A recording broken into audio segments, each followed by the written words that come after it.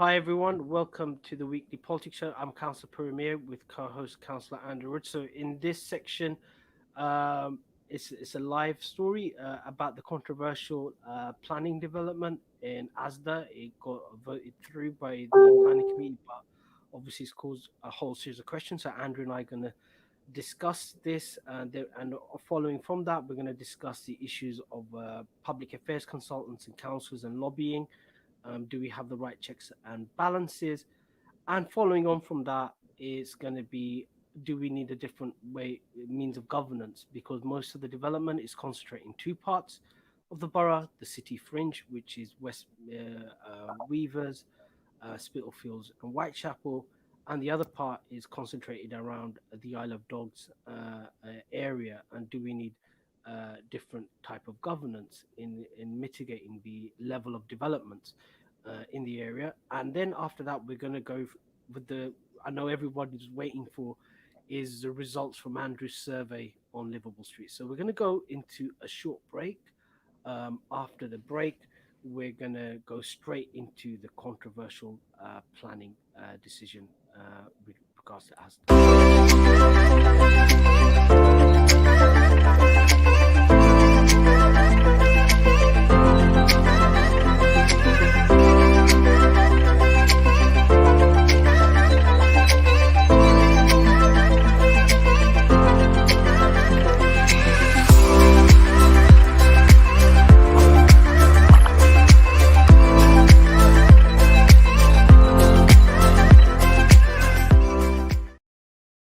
Hi everyone, welcome back to the weekly politics show. I'm Councillor Puru Miah with co-host Councillor Andrew Wood on Relax Radio. So in this section, we're going to discuss the controversial planning decision in regards to the Asda site on the Isle of Dogs. Now, Andrew, I know you've been campaigning quite vigorously, raising questions about the development, including the lack of water on the Isle of Dogs to support it. So do you want to give a background? Because I was under the impression this was going to be refused because the amount of opposition is generated locally. Just like Brick Lane, the planning committee deferred it due to the level, but there were serious questions, including Thames Water saying they won't be able to supply it. So where's the water going to come for this? And then lo and behold, there was a unanimous decision. So something happened between. It wasn't like Brick Lane where you had a clear difference in the committee, and a bit of sort of like differences between the chair and the other committee members, and one committee member claiming she wasn't allowed to vote or was allowed to vote. But here, so what do you think happened? And obviously, it's raised more questions than it's answered, including this water supply, which is going to inconvenience residents in Mile End. You're going to have your road dug up, Burnett Road, for a year to supply water for this development and other types of developments on the Isle of Dogs. So, Andrew, talk us through the controversy that's developing. Okay. Yeah, so I'll give you some background. So Asda obviously is a supermarket on the Isle of Dogs. It's a big supermarket with a really big car park for about 650 cars. It was built in the late 1970s, and basically it looks the same as it did in the late 1970s. And over the years, there have been various planning applications to kind of build a new Asda and then knock down the old Asda and then put some housing above it. So, for example, in 2012, there was an earlier planning permission for 732 homes that got permitted. The same arguments happened, 9 years ago, but it never got built because it's quite a complex scheme. Because what they'd have to do is build a brand new Asda with a temporary car park. Once that's open, then knock down the old Asda and the petrol station that's there as well, and then build apartments. You'd have to build it in multiple stages. So the developer, sort of Ashbourne Beach, has been working on a sort of revised planning application. It was first submitted in 2017, and then very unusually in 2017 or early 2018, the only time I've seen him do this, Mayor John Biggs actually wrote a letter of objection, so that he objected to the planning application at that stage, mainly on height grounds. And the important thing to know about Asda is on its southern boundary is the fantastic Mudchute farm, full of animals, and so it's a major natural green resource for us. And then on the eastern side is sort of an estate of houses, and if you're called Friars Mead, and if you're in that estate, it's like you're in the countryside. You can barely see the tall buildings, and also there's a housing estate to its immediate north as well, with some people living in there.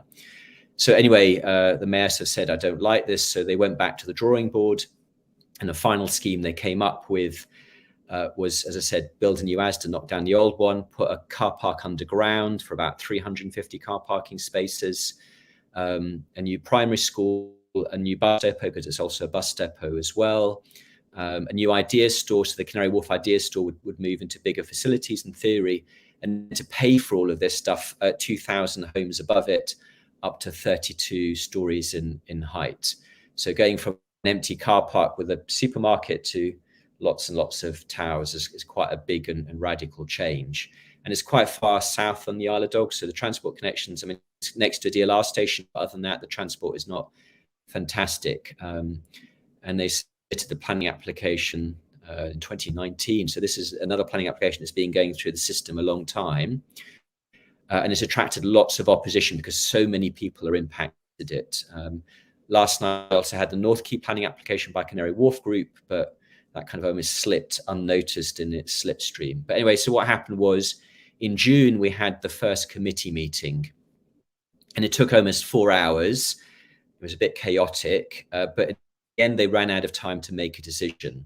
And what was unusual about that meeting is 5 local councillors spoke at that meeting. It's never happened before, because it was a new chair that actually he allowed more than one or 2 councillors to speak. So you had 5 local councillors, mainly Labour, and Councillor Peter Goals, and residents speaking against this, and very strong, passionate opinions, raising lots of issues about this planning application, sunlight, daylight, the water issue, and there's lots of other things, neighbourhood planning issues as well. And I thought that night that the committee were like that, whether they were going to reject or approve it. It ran out of time. So what should have happened? It should have gone back to the next committee in July, didn't appear. August, didn't appear. So eventually it came back for the 3rd opportunity to the committee last night.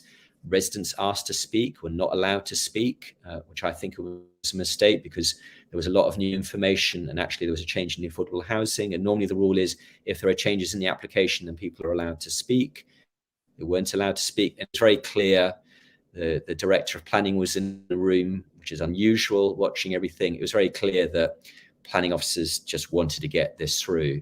And one of the reasons why planning officers wanted to get this through is for the last 2 years, we've been missing our housing targets. And this is 2,000 homes, and it will now be 27% affordable. And it's a big scheme, 2,000 homes. Even if they build it in stages, it's one of the biggest planning applications in town Hamlets, probably in the top. No, maybe it's the second biggest planning application in Tower Hamlets in recent years, actually, thinking about it. Wood Wharf will be the biggest.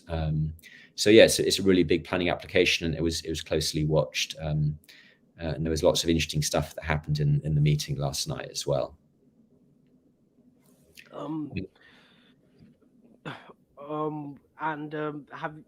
Were all the councillors there, Andrew, or was it some? What do you think may change people's mind, or what do you? Well, so what was very interesting is any of the councillors opposed it there. Well, no. So one of the issues is always raised in these meetings is that none of the local councillors are on the planning committee. I'm not on it because I potentially have conflicts of interest, because I've helped write the neighbourhood plan. So that's why I'm not on the committee. But it was a unanimous decision in the end. So in June, as I said, it really looked like council. I really thought that actually councillors were going to reject it because there was just so much opposition from it. It's very similar to Brick Lane. But in the end, and I wasn't able to watch all of it because I had a pensions committee meeting last night for 3.5 hours. So I was trying to listen because it was in the next room, trying to listen to what was going on. So yes, it was very sort of controversial. But in the end, it went through on unanimous vote, which kind of surprised me, to be honest, because politically it's going to be difficult because we've got local elections next year. And in 2017, the last that the council rejected lots of planning applications was in 2017. There were other reasons, but one of the reasons was the awareness that local elections are coming as well. And one of the things that I did is I actually sent the committee members an email that gave them 8 planning reasons for rejection, because one of the things that's happened in the past, for example, in 2017, is councillors decide they don't like something, but when you reject something, you need really solid planning grounds, because if the developer goes to appeal, basically you'll have a room full of planning experts for 2 weeks, like challenging everything that's councils decide, and they may only have a few minutes to decide those things. The email was giving them 8 reasons, but in the end none of that was of any use, because it was unanimous decision in favour. And it is a pretty much pro-development committee. And the other key thing I didn't mention earlier is that planning officers recommended this be approved. So again, what you read in the papers is why you should approve it. You don't get reason planning officers to ask you to think again, or reasons for rejection. So for example, sunlight daylight, they didn't really quote the BRE report. They kind of said this would have a significant impact on people's daylight sunlight. They just went for a very narrow interpretation of the policy, which I think was a mistake. But yeah, it was very much planning officers directing councillors to approve this. And what you need is some brave councillors who know enough about planning to actually reject stuff. And I don't think we have enough of those councillors on the committee. There are some. There are some competent councillors on that committee, but not enough of them. And who was? So obviously, I'm just looking at similarities. Are there similarities between Brick Lane and this Asda development? And in Brick Lane, we've come across lobbyists being employed, lobbyists who wear 2 hats, members of the local Labour Party, as well as planning lobbyists. By the way, the Guardian's written an article. This happens in all political parties, so it's not something specific to the Labour Party, but it just because the Labour Party has such a stranglehold, it seems in this area, it seems to be concentrated in the Labour Party. Were there any?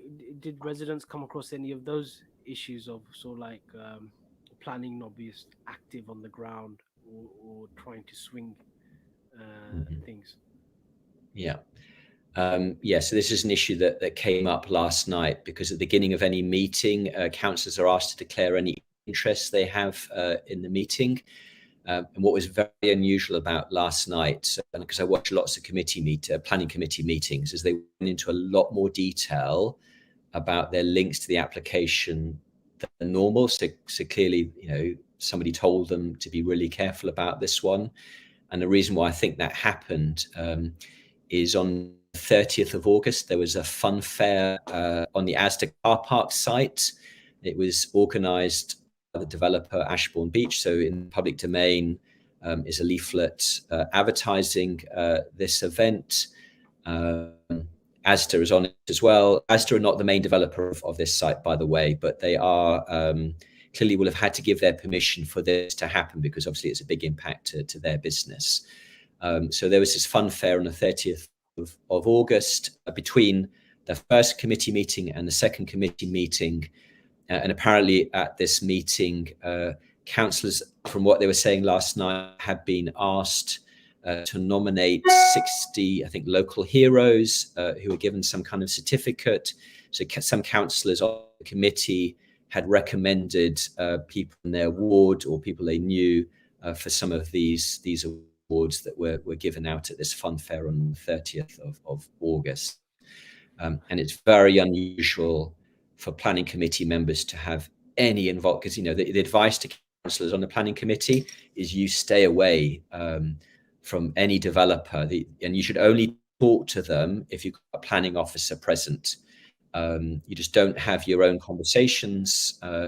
Shouldn't even do site visits without being accompanied by a planning officer. Or if you do it, you have to do it kind of when nobody else is around, and you kind of just have a quick look and you disappear and you don't interact with anybody, which is very different from what a fun fair sounds like. Well, I got an invite. I did, to be honest, I didn't realize. I just looking at the message, I didn't realize it was from the applicant. It looked like it was from the Tower Hamlets Council. It says, I write you to join me, Speaker of Tower Hamlets and GLA member, to recognize our local heroes. So that's the beginning of the message I received, and it was signed off by a cabinet member, and it was given to through a message channel, which is to all Labour councillors. So I was under the impression that was a council event. I know people who got awards there. Some of them were surprised; they didn't even realize they got awards. They thought it was a council event. I know someone who missed their award. Um, they were told to collect their award. They thought they were going to the town hall to collect it, but they were told to go down Brick Lane to a private business to collect it. And when they were narrating it to me, I just was wondering why a council award was given out by a private business, but it's, but it just seems like a mess in terms of this, because no one knew what this event was. Now it's clear it's funded by the applicant. Everybody thought it was a council event, so it just raises whole issues in terms of governance. But I'm gonna park it here because we're gonna go straight into a break, because obviously this is leading on to other questions, including the role of lobbyists. But I'll come back to Andrew with some of his thoughts. But we're gonna go straight into a break. After the break, we're going to continue in terms of the Asda planning application and some of the questions around methods of lobbying.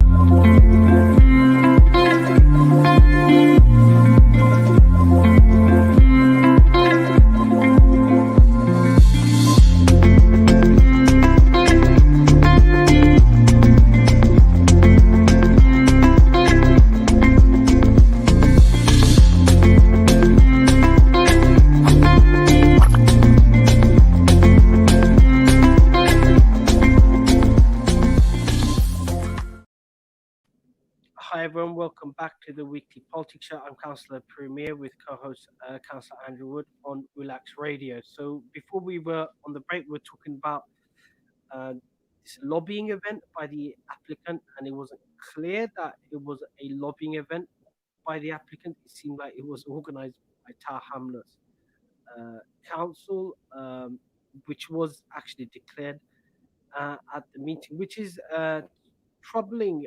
Andrew, what would you say about these things? Can't we just tighten up the rules, or to stop stuff like this happening? They could do it after the application. They could have the funds for people and give out the awards after the application. Yeah, so just the timing of this wasn't great. And as I said, the involvement of members of the committee. So some members of the committee last night have said, yes, they had nominated local heroes, and some had gone to pick up. At least one councillor appeared not to have got any messages about this whatsoever, and so didn't have to declare anything. Because the important thing is that councillors on the committee need to demonstrate something called an open mind. They need to be able to go into a committee meeting with the ability and be able to demonstrate that they haven't actually made up their mind in advance, that there's nobody who's told them what to do. And therefore, based on the evidence presented to them, and obviously having read the papers in advance, that in the meeting they will therefore decide, based on everything that they hear, whether they will approve or reject the planning application. And that's why, in theory, the council and the planning committee have no involvement with anybody to do with the applicant, because that starts to break down those barriers and starts to raise questions about the open mind, which is why they had to make those declarations at the beginning of the meeting. And what I will say is I know a lot more than what I'm able to say tonight. Part of the problem is, this happened 25 hours ago. Actually finished 23 hours ago. So we're still trying to work out what to do about this and kind of next steps. But in principle, this site has got planning permission, and we'll kind of see what happens from this. Having said that, previous schemes on this site haven't been developed, So, and there's a long history in the Isle of Dogs, well, just generally in the UK, of sites getting planning permission and never getting built, especially because this is quite a complex one, having to do things in stages and having to dig out car parks and all of the rest of it. So we're still trying to figure out kind of what we do next. But yeah, key part of the evidence is, what the declarations were yesterday, and what the councillors actually did declare. So. Well, it leads on to the question of the influence of lobbying and Mm-hmm. local democracy. And so, from my point of view, it's never a even playing field. So, Mm-hmm. the system on paper seems like it's fair. You got the applicant, you got the local residents who would oppose an application, and it's a fair process. Um, just like the legal system, you go into court, you argue it out. If you can't afford a lawyer, the Crown, you get legal aid, so you get fair representation. But the way our planning system is, everything is favored towards the applicant. So the applicant has pre-planning application discussion. We don't know. No, public are never privy to that. Mm-hmm. They employ consultants to win over planning officers or argue with planning officers, and then they employ these public affairs. Once it's out in the public, they employ these lobbyists, or they call themselves public affairs consultants, a lot of whom are politically connected. Because this is my take. Like, this is a private company, they wouldn't employ someone unless it's for a reason. It's not because they have technical planning skills, and most of the time, they're either politicians or people involved in politics. That's Mm-hmm. my impression, and my view is there should be, in London especially, there should be a total ban in terms of Mm-hmm. political office holders being involved in such activities. But Andrew, you have a different take on that from a Yeah, company. so I think there are some well-run public affairs consultancies who are conscious of these issues and are much more careful about them. And over the years, I've met lots and lots of these people because I go to the public exhibitions and I sort of meet them and have a chat. And some of them are serving councillors elsewhere, or some of them are, formerly, politicians and now kind of working in the public field. But to be fair, one of the difficulties is, what if if I lose, if I don't get re-elected next May, if I update my CV, what have I been doing for the last 8 years? Well, public engagement, politics, attending lots and lots of, or watching lots of planning committees, writing planning policies. So if I kind of look for the ideal job, it's that area where logically a lot of my experience would fit. I don't want to do that role because I think, because of the things you were just saying about conflicts of interest. But that's why so many people do it, is because if you are involved in politics, especially at the local level, inevitably your experiences and skills are in those areas which kind of fit those kind of jobs. And I know the well-run consultancies, they have this rule that if you're a councillor in Tower Hamlets, you never do any work in Tower Hamlets. You only work in other boroughs to try and keep some kind of internal Chinese walls. But, clearly there are some consultancies out there. And I remember, Westray Printworks last year, there was a consultancy that kind of came up, was mentioned a few times, and that was on the conservative side of things. So they specialize in having really good relationships with conservative politicians, and they were we weren't directly involved in Westray Printworks, but yeah, they were sort of involved to some extent.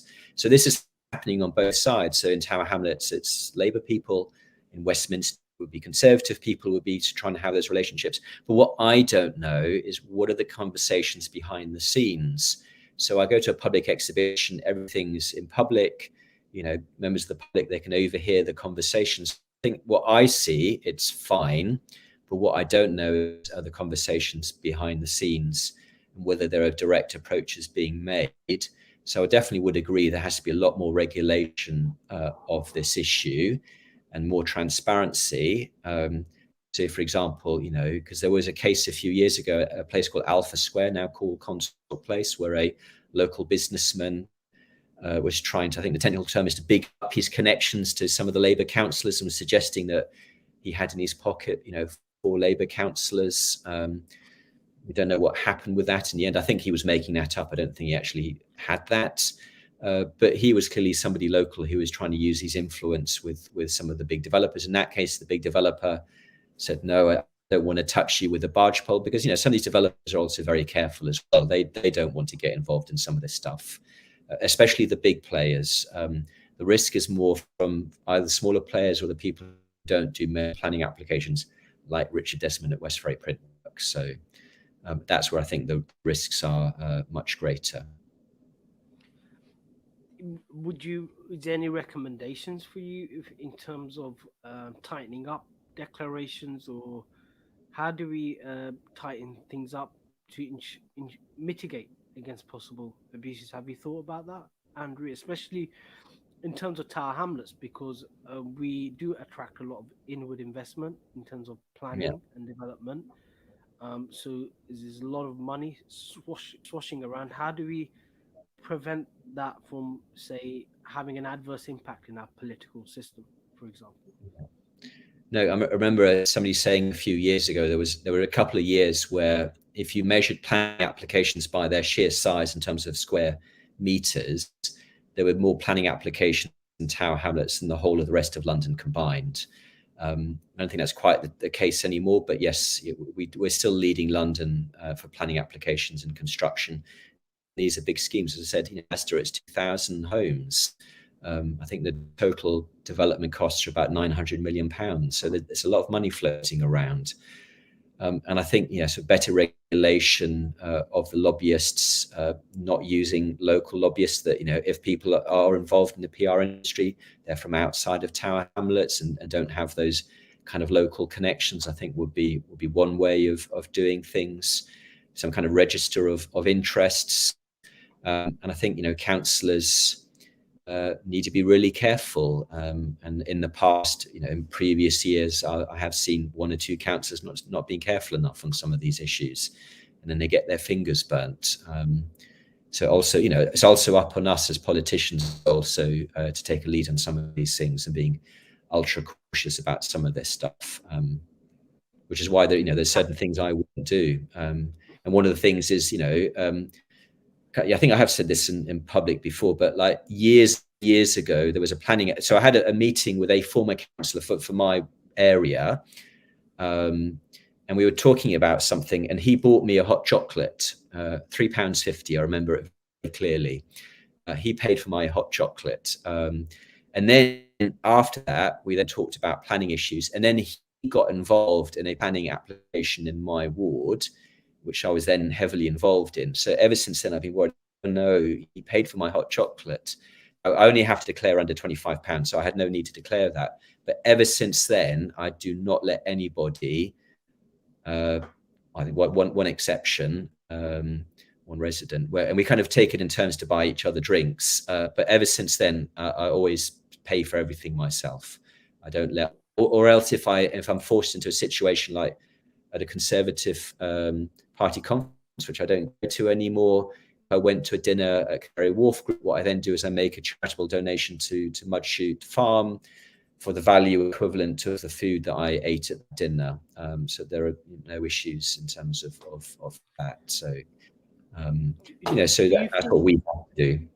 Do you think we need a register of planning lobbyists, or declare, or get them not to employ any local people, so it doesn't have any impact on the local political economy, so to speak? Yeah.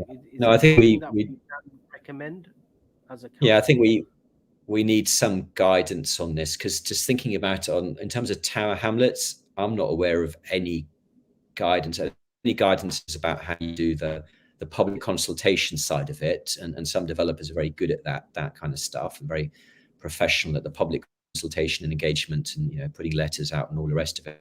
But there's nothing about this issue, and given the volume of planning applications, why not write a sort of recommended policy and encourage developers to sign up to it, and then we can then ask a committee, did that developer sign up to agree these common rules, and if they didn't, then we should know about it.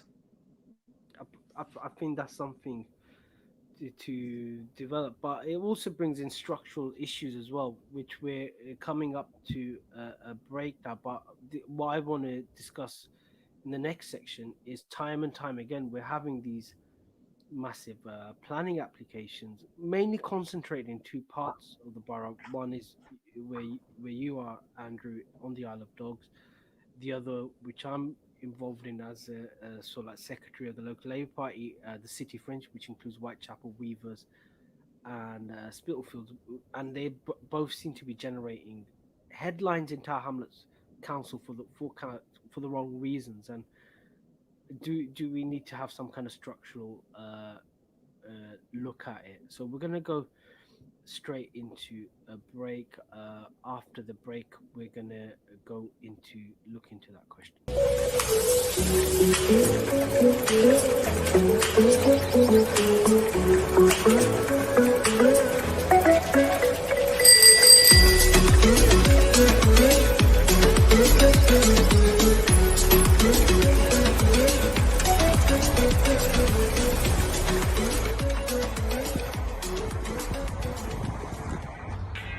Cycling in London is not child's play. How to be a better cyclist. Listen to my show, only on Relax Radio. I'm Kevin.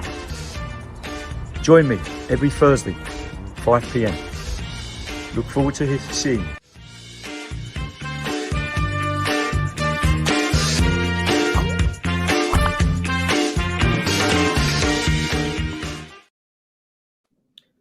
Hi everyone, welcome back to the weekly politics show. I'm Councillor Puru Miah with co-host Councillor Andrew Wood. So we're discussing some of the questions flowing from the controversial Asda development application, which was passed amongst a lot of local opposition.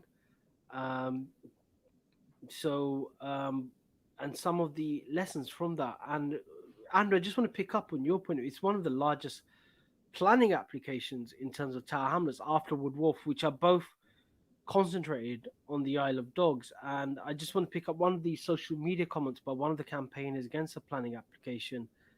Did say that none of the councillors who decided on this decision are from the Isle of Dogs, so they don't have to live with the consequences of that. And it's kind of disempowering as well for residents on the Isle of Dogs, where you have this disproportionate amount of development. It seems like they have no voice, so to speak, in that. And again, it goes back and similar issues we had over the Brick Lane application and the Bell Foundry as well, which is on the city fringe. Again, just discuss it. Makes arguments stronger for a town council as on the Isle of Dogs or on the city fringe. Just like your views on that, because time and time again, it seems like these areas are being done over for infrastructure levy, which benefits the rest of the borough. Yeah. No, we sort of generate huge amounts of money for the rest of the borough, sort of in Section 106 and community infrastructure levy, and also new homes bonus, which is from government as a bonus stroke bribe to Tower Hamlets to build lots of new buildings. So again, this is another reason why Tower Hamlets Council is so keen on development, is financially it's very lucrative for them. And then once these buildings are built, it's lots of new council tax or potentially business rates income as well. So the whole planning system is very much even more pro-development than, the planning system is meant to be pro-development, it's meant to encourage development. But in Tower Hamlets, it's kind of supercharged as the way the committee is structured and the members of that committee. I'm reminded that, the Sainsbury's planning application was rejected a few years ago by councillors on that committee. And I thought actually, it's one of the few times I was actually on the planning committee because I was covering for somebody else. Was a number of years ago. I rejected it for a very specific technical reason, but I always thought that actually that Sainsbury's site is the sort of the boundaries of 5 wards. So there are 5 wards where basically is right next to that Sainsbury's site. So I ever wondered whether that was the reason why it got rejected. But generally speaking, the Isle of Dogs and also Aldgate, because that's the other major area of development, and obviously the Poplar Riverside, and that's the next major area of major development is coming in the Poplar Riverside area, where Aberfeldy estate is, and obviously around the street market as well. generally have been underrepresented in planning committees over the years. So the majority of councillors making decisions have been from other wards. And I kind of wonder whether that's sort of deliberate at times, because if you're local, you're more likely to be invested and maybe more likely to ask, tough questions about whether or not they should get planning permission. And the thing about Asda is that everybody agrees that, the site should be redeveloped. It's just a car park and a supermarket store. So nobody's against redevelopment of that site. I think with maybe one exception. The question is, what do we develop there? And we're just not happy with the current design. But it wouldn't be that difficult to make some changes and move some things around and push some things back, and also deal with a medical centre which is now isolated. You could come up with a better scheme than what is currently proposed, but that will never happen if councillors just keep accepting this stuff, or council planning officers keep accepting this stuff. I know council planning officers do a lot of work to kind of make it better than what it was originally, but we would like them to have done even more on this one as well. So, but, and last night, I think I mentioned at the beginning, we also had the North Quay planning application kind of slipped through. That's 7 buildings, 7 towers up to 60 stories in height, right next to the Crossrail station. Potentially that, because of the way it worked as a hybrid planning application, but that could easily be another, 800 to 1,000 apartments. Because we're so busy with Asda and various other issues, we didn't really spend a lot of time. And because it's Canary Wharf Group, and we generally trust them to do a good job, but also they're very well connected locally as well, Canary Wharf Group. That also got unanimous approval last night as well. So 2 big planning applications one night on the Isle of Dogs. So hypothetically speaking, if there was a town council on the Isle of Dogs, what difference would that have made to this application process? What would residents have got if they had a town council? So local council can't make planning decisions itself, but what it can do is have a planning committee who then make recommendations to the main Tower Hamlets committee. And because it's coming from a statutory body, that carries more weight than anybody else, any resident who might turn up at a meeting. So I think that would give them more kind of influence. The other thing that you'd be able to do is, in some of those earlier conversations, you could have somebody from the town or local council, whatever we call it, involved to try and steer it in the right direction. A local council can write its own neighbourhood plan, would have more resources to write a neighbourhood plan than the first neighbourhood plan that we wrote. And the other thing that they've got, in theory, the power to do is judicial review. So if the local council were really unhappy with the decision or thought there were grounds for dismissal, they could hire their own lawyers and sort of challenge it legally. I mean, that's rare, but it has happened elsewhere in the past as well. So it doesn't give, local council wouldn't dramatically change it. I know I've met one planning lawyer. She thinks the government one day will push planning decisions out to local councils, but it hasn't happened yet. So, well, one of the things a town council would have had is the pre-application discussion. They would have been privy to it, so it would have come on the radar time and time again. What I found is a lot of the discussions are done before they even mentioned to the public, so it's more or less set in stone. Whereas, and then a lot of the issues are raised, but it's too late. Everyone's too invested. The planning officers just want their inbox cleared. Whereas if you had much more of a political input locally, I think you would get much better process. And that's something that Islington Council encourages their planning officers to do, is to have the discussion with the local councillor where the application is, and they're involved in the pre-application stage right from the beginning, steering it, making the applications much better. And that's why it's less controversial as a planning department than, say, Tower Hamlets is. And I never understood why that approach is not given. We're given an email, oh, these are the applications in the area, but that's when everybody else knows. We're not there at the pre-application stage. No. So some of that stuff does happen. So if you look at Mayor of Tower Hamlets' schedule, you'll see that he has meetings with developers. So we know in some cases that those conversations are happening at an early stage, but they're with the mayor, the relevant cabinet member, and planning officers in the room as well. So we definitely know that is happening. Some developers, the better developers will come to people like myself. So I have had conversations with developers in early stage, and I've tried to make suggestions to them, but I'm just a single councillor. I don't have a lot of power. So quite often what I'm trying to do in those meetings is kind of improve the detail, because I don't have the ability, the power to sort of say, oh, I hate this and stop it. Mayor John Biggs has that power to some extent, because he used that power in 2017 and an earlier as a scheme. I mean, it wasn't a statutory power. It's just saying, I don't like this. And the developer was so surprised by this because he'd never done it before, that actually did force, they brought the height of the application down to 32 stories. So there is a role. And there's also something called a community development panel. So Tower Hamlets Council this year have set up a group of residents from the Isle of Dogs and South Poplar, and they are supposed to do pre-application reviews of planning applications. But I think I've heard they're getting a bit frustrated because that is dependent on the developer wanting that to happen. So if the developer wants the community to look at this and pay some money, so this is only happening if the developer actually pays for it, then the council will have a group of residents who will then, provide pre-application advice on this planning application. But problem is, again, a lot of these conversations are quite late on in the process, by which time the developer has a pretty good idea about what they want to do. So even that, we're not being involved at day one. And again, the conversations from day one are happening with council planning officers. GLA, don't forget the GLA have a big role in this to play as well.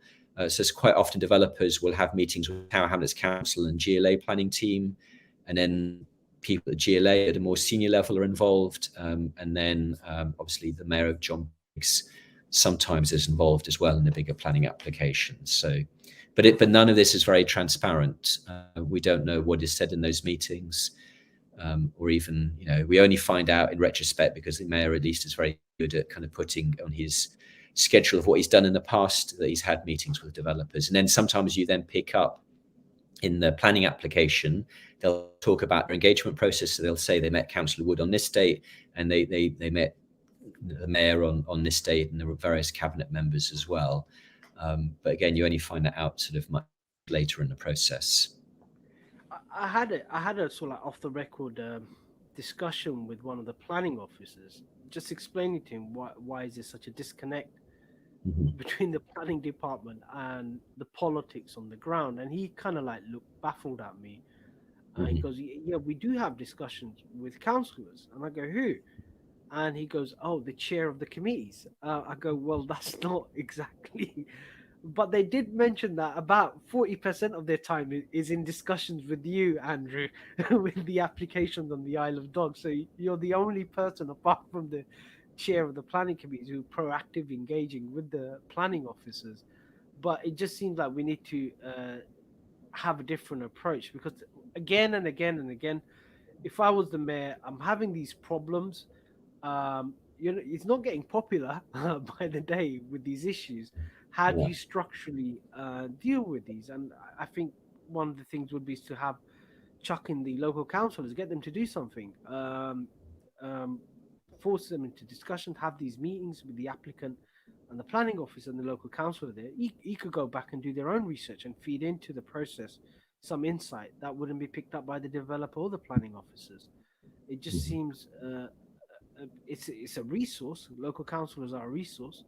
We can only advise, so you might as well use us. But it just seems like it's so centralized, the whole process, that you're having these problems again and again and again.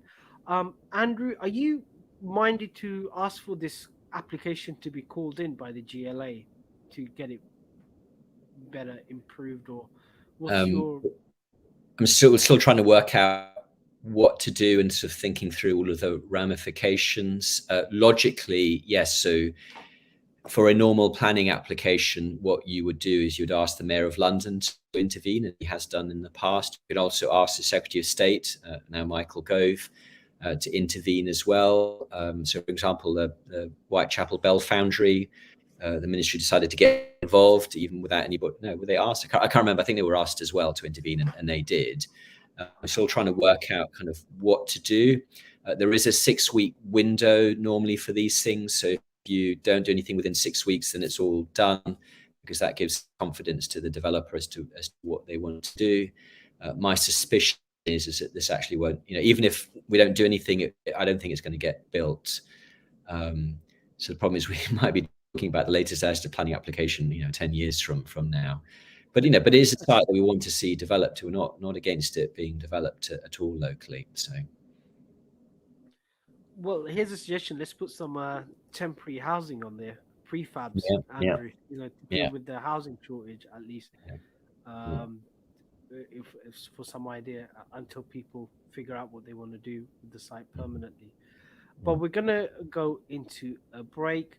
After the break, we're gonna talk about Andrew's survey results. So I'll let Andrew. So that's a survey on livable streets. So we're gonna basically go into a break and then talk about the livable streets survey.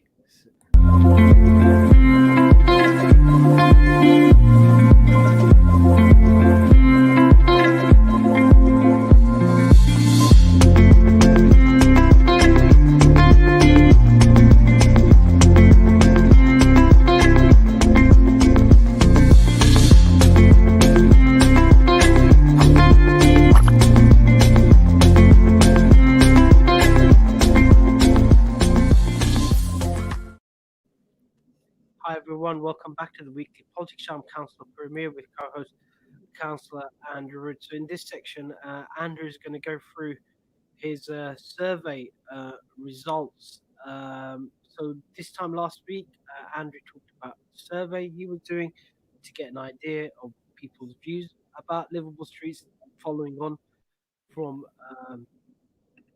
we'll say, an ambiguous statement by the Mayor of Tower Hamlets about livable streets. It's not actually clear what is happening. I'm getting mixed messages from campaign. People are being told one thing, other people are told something else. So to get clarity on the issue, Andrew, you'll bring a motion to Tower Hamlets Council, but also you're going to present your survey results. So can we have a sneak preview, Andrew, as to the results and something you've done as well in terms of where the answers come from? So this is quite visual, some of the results, but I'll kind of talk about them and kind of what I did, and sort of explain what the problem is and what I think the survey illustrates. So I'm hoping tomorrow, if I have time, I'll put screenshots of all of this stuff on Twitter and then upload to my website the original survey and this survey. If I don't do it tomorrow, I'll try and get it done by Wednesday, because I definitely need to get it done by Wednesday, because I'm going to talk about this in the council meeting. So based on the survey results, and I've got 423 responses so far, there is, from those survey responses, a very clear, so 60% of people want livable streets to be strengthened and extended. So by that, basically, they want even more livable streets than what we've already got. So another question would be, should we restrict car use by Tower Hamlets residents? And again, 60% of those who respond say yes, that the council should be restricting car use by existing residents. I asked a question about consultations, and so, for example, should we just keep going and sort of not do any more consultations on the existing schemes? So there's a question about whether or not we should copy Ealing Council, who did a survey asking people their opinions of what had already been implemented, and an Ealing very strong response that 7 out of 9 should be removed. And I saw a tweet that implied that they've started removing some of the barriers. But in this particular survey, 52% of people said no, we shouldn't ask residents again. We should just keep going with what we've already got. And a bunch of other questions about the detail.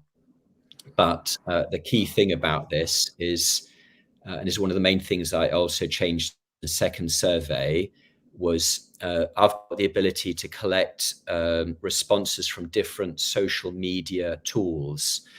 And if you look at the different social media tools, you get a very different response. So to give you an example, if I just look at the responses from WhatsApp, and I've put this on 3 local Tower Hamlets WhatsApp groups, you get basically the opposite of what I was just saying was the overall result. But the problem is on WhatsApp, only 34 people responded on WhatsApp. And what I think I'm able to prove is that there are certain social media, Twitter, for example, where there'll be a very high level of responses to any online survey, and other social media tools where the responses are lower. But in terms of the WhatsApp responses, 74% of people basically say, no, the mayor should scrap the whole thing. And then sort of, ask the question about whether or not we should restrict car use by Tower Hamlets residents. Only 17% agreed, and 62% said no, we should not restrict anybody's car use in Tower Hamlets. But if I then look at the Twitter responses, they're almost diagonally opposite. So very clearly, people on Twitter feel very strongly they're very pro-livable streets, whereas in WhatsApp, people are very generally, this is not a perfect correlation, generally anti-livable streets. And again, if I look at the sort of the different, what I've done is I've posted this on different Facebook groups as well. So for example, some of the other Tower Hamlets Facebook groups, they're more similar to the WhatsApp responses. So again, 48% of people on Facebook and other parts of Tower Hamlets are saying you should just scrap the whole thing of livable streets. We should not be restricting car use. But, and this is quite funny, but if you look, there's some of you may be aware of a Facebook group that's called, that's basically opposed to livable streets. It was set up by opponents of the Livable Streets program, basically wanting to find other solutions. And if I look at that group, it's actually split 50-50 between people who want livable streets extended and the a completely opposite view, which is the mayor should completely scrap the program. So clearly lots of people who support livable streets have actually joined the Facebook group that is against livable streets, which I thought was quite funny. But that group is split down the middle on this issue. But what this sort of does sort of show, I think, and I'm going to ask some more questions directly on Facebook and Twitter as well, is what I think I'll be able to demonstrate. And the other thing I should mention, so like yourself, Puru, we've been receiving emails from people who are asking the mayor to extend and to keep livable streets. If you look at those emails, with 2 exceptions, every single email that's come in from somebody who wants livable streets, who wants it extended, comes from a person with an Anglo-Saxon name, people like Andrew Wood. They're not coming from people with a name like Puru Miah, with one exception. And there's quite a lot of emails. So the other thing I want to do is add up all of those emails.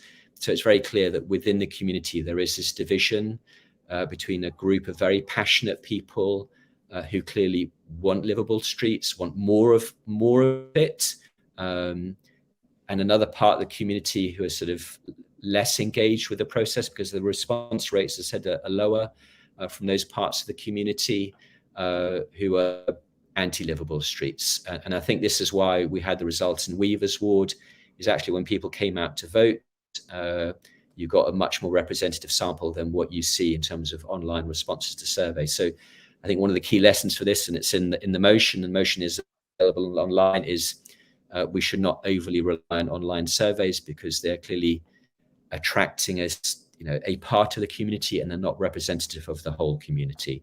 And therefore we need to do a lot more face-to-face, in-person, street-based stuff where we actually do talk to local people and are proactive about it. Otherwise we won't get the right responses back. It's kind of interesting. I came across those kind of similar divisions on the debate around Brick Lane and the use of Brick Lane. And one of the things I've been looking at is post-COVID, things have changed a lot, and we need to look at sustainability. Is, for example, our economic model of regeneration or development or urban regeneration, is that sustainable? Current patterns are showing it's not. We can't the emphasis is much more on local consumer. There's something called the Polo Mint economic effect. New Statesman's been writing a few articles on that, which is very interesting in terms of data, in terms of retail spending and people's habits in terms of retail and hospitality. But also, is livable streets sustainable? Cycling levels haven't gone up. I think they've sort of like come down to the average. Everybody was expecting some kind of cycling boom post COVID. Um, is it sustainable in terms of the kind of economy we have, in terms of deliveries, etc., online deliveries, etc.? I've been talking to a local takeaway where they were saying they don't send out drivers to the Weavers area anymore. Hmm. They just get lost. Hmm. Um, so they stop taking orders from that area. Um, is it's all these kind of, we've got an aging population who need care, etc. That's increasingly growing in numbers. It, is it sustainable for us to basically eliminate the use of the car, or should we just focus on, say, through traffic and because it seems like all the indicators are saying that, you know, we're going to local economy going to be relying more and more on cars in terms of deliveries, in terms of care, etc., etc. Um, should we distinguish? These are not sustainable schemes. It's not a sustainable way of tackling the issue, and I don't think people have thought about those. Looking at these long-term trends, the impact of COVID, what it's done. Do we need, if people are working from home, do we do we need these kind of schemes to reduce traffic? Because obviously they'd be reduced anyway. It's those kind of questions. I don't think we're still making decisions pre-COVID. Hmm. Um, no one in Tower Hamlets Council, I haven't had any public debate or discussion. What has COVID actually done to the way we develop this borough? I know we have a COVID mayor's fund, but it seems to be funding things that were happening pre-COVID, like cleaning the streets, for example, which I found kind of bizarre. I didn't realize that was a post-COVID issue. I knew it was a pre-COVID issue, but it's we're not having those discussions. And Andrew, I just wanted to have your thoughts on that. No, and we also don't have good data. So, so people driving on Roman Road at 9 o'clock in the morning on a Tuesday, we assume all of them are from out of Tower Hamlets and just kind of driving through. And for those people, I'm generally pretty supportive of, ANPR bus gates to stop that true traffic on some roads. Obviously, there are knock-on impacts, and I wouldn't say we should do that for every road. And I'm not saying we shouldn't do anything, because clearly there are some areas like the eastern end of Poplar High Street, which have very high levels of air pollution. So definitely the thing that we have to do, but I think they have to be more targeted. And I think, the good thing about what Ealing did is they actually went back to people and asked, plant roadblock by roadblock. It was a map, with all of the detail. They asked people to comment on every single roadblock that they had in Ealing. And they came up with a compromise, which is in 2 areas they kept the roadblocks, or at least some of the roadblocks, and in 7 areas they removed them. And I think we need to go back to the people to decide, based on how they live now, what is the right solution. And we need to listen to the whole community, not just the people who are very passionate about this. We need to listen to them as well. Clearly, I'm not saying we don't listen to them, but we need to be conscious of the fact that they are one part of the community with very strong views, but we do need to reach out to everybody else in the community as well and make sure that we're listening to them as well. Well, we're coming to the end of our show. You're going to so full council is next Wednesday. It's going to be interesting. You're going to present your motion. You're going to present the facts, and it'll be interesting to see how the Labour group respond to that, which will be interesting. But viewers and listeners can watch that live on Tower Hamlets if you put Tower Hamlets live webcast or democracy webcast, you could watch that meeting live. And obviously Andrew and I will come back on that, because there needs to be clarity. One thing is there's so much confusion out there. Is Liverpool Street scrapped? Are they pulling it out? Is it just a stop? Are they going to continue after the election? Is PCL Consult still employed, or is a new consultant employed? No one knows. It's just different messages, and I think I think a lot of us are looking forward to this council meeting to actually get clarity on very ambiguous messaging from Tower Hamlets Council and the mayor. So we're near at the end of our show. Andrew, if people want to do the survey, where do they go? Is it to your Facebook page, Twitter account, and Yeah. obviously you're posting on various WhatsApp forums as well. Yeah. No, I mean, so you probably will see it. I redid it this afternoon again, all of those groups as well. And I'm currently downloading. So having now told people that, I can collect different data from different social media, I'm sort of downloading the data to make sure I've got a snapshot at this point in time. Because the reason why I haven't really said this before, as soon as I tell people I can do this, people might say, oh, I need to go to Twitter or Facebook or whatever. And I don't want that to happen. I want people honest first submissions, and then I'll make people aware of this, tomorrow or Sunday. And then what I'll then kind of do is sort of ask the questions in a slightly different way, and then see how the responses then come from Facebook or Twitter, for example. So. Cool. So we're at the end of our show. We're slightly running over by a minute, but thank you again for watching this show and joining us. I'm Councillor Puru Miah with co-host Councillor Andrew Wood, the weekly politics show on Relax Radio. Thank you for watching. Bye-bye. Good night.